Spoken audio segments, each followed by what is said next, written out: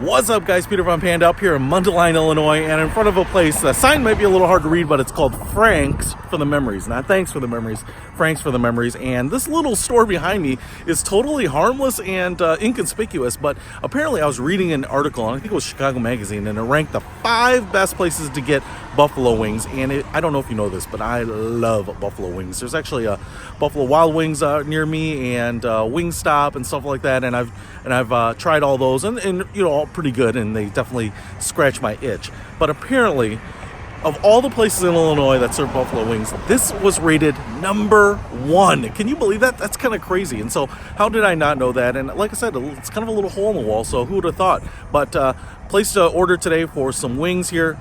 Mild, just gonna give it a try, and I thought we'd try it out. Let's go pick them up and give them a shot. Frank's for the Memory store is a little bit of a cross between a stand and a restaurant. You enter in the side door. There is an area inside to eat and sit. There aren't a lot of tables. They actually do have a TV set up showing sports. And then there's a counter where you would order and sit down or order for takeout. And I certainly called in early, and they only needed about 10 minutes or so to prep the food. It's all standard wings type of comfort food. All right, got everything here.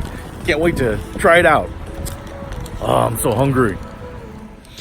I really did like their wings. For me, they're deep fried, so they are more compact and don't have a lot of that heavy fat on it that's really rendered off. So they're really good. And in the mild sauce, that was really excellent. I used ranch with it. I also got the fried macaroni and cheese. I didn't know what to expect. They're actually like macaroni and cheese nuggets that are fried, and they're really good too. Also got their curly fries, which are actually just like regular fries, but curly. So check it out. Frank's for the Memories up in Mundelein. Peter Von Panda, out.